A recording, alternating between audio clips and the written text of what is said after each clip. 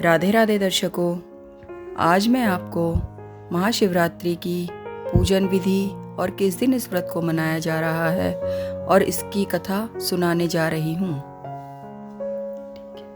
फागुन मास की कृष्ण पक्ष की चतुर्दशी को शिवरात्रि का व्रत आता है।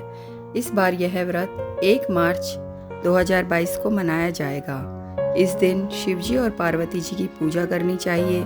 रोली मोली चावल, पान सुपारी, लौंग, इलायची, चंदन, दूध, दही, घी, चीनी, शहद, फल फूल, कमलगट्टा, धतूरा, बेलपत्र, प्रसाद, दक्षिणा चढ़ाकर धूप दीप जलाकर रात को जागरण करना चाहिए।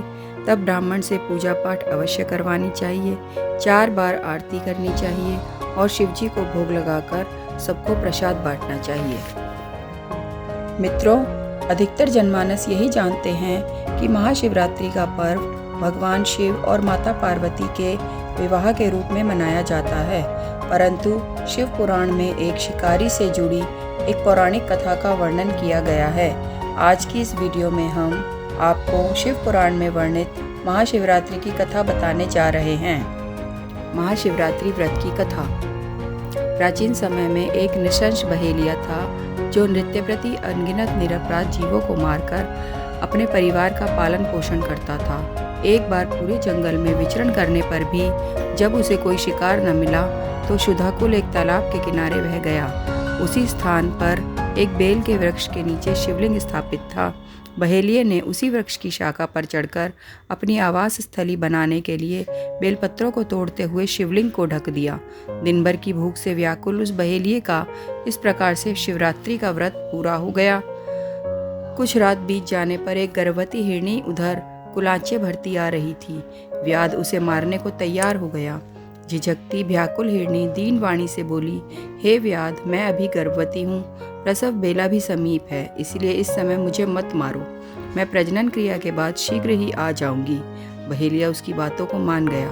थोड़ी रात व्यतीत होने पर एक दूसरी मृगी उस स्थान पर आई। बहेलिये के निशाना साधते ही उस मृगी ने भी निवेदन किया कि मैं भी अभी ऋतुक्रिया से निर्वत सकामा हूँ, इसलिए मुझे पति समागम करने दीजिए, मारिए नहीं। मैं मिलने के पश्चात स्वयं तुम्हारे पास आ जाऊंगी। बहेलिये ने उसकी भी बात को स्वीकार कर लिया। रात्रि की तृतीय बेला में एक तीसरी हिरनी छोटे छोटे छौनों के लिए उसी जलाशय में पानी पीने आई। बहेलिये ने उसको भी देखकर धनुष बाण उठा लिया।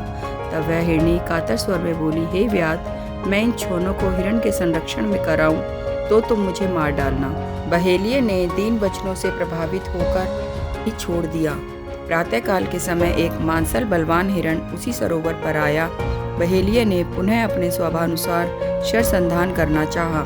यह क्रिया देखते ही हिरण व्याध से प्रार्थना करने लगा, हे व्याधराज, मुझसे पूर्व आने वाली 3 हिरनियों को तुमने मारा है तो मुझे भी मारिए, अन्यथा अगर वे तुम्हारे द्वार छोड़ गई हैं तो मुझे मिलकर आने पर मारना, मैं ही उनका सहचर हूँ। हिरण की करुणामयी वाणी सुनकर बहेलिये ने रात भर की बीती बात कह सुनाई तथा उसे भी छोड़ दिया। दिन भर उपवास, पूरी रात जागरण तथा शिव प्रतिमा पर बेलपत्र गिरने के कारण बहेलिये में आंतरिक शुचिता आ गई। उसका मन निर्दयता से कोमलता में ऐसे बदल गया कि हिरण परिवार को लौटने पर भी न मारने का निश्चय कर लिया। भगवान शंकर के प्रभाव से उसका हृदय इतना पवित्र तथा सरल हो गया, पूर्ण अहिंसावादी बन गया। उधर हिरनियों से मिलने के पश्चात हिरण ने बहेलिये के पास आकर अपनी सत्यवादिता का परिचय दिया। उनके सत्याग्रह से प्रभावित होकर व्याध अहिंसा परमो धर्म का पुजारी हो गया। उसकी आंखों से आंसू छलक आए तथा पूर्वकृत कर्मों पर पश्चाताप करने लगा।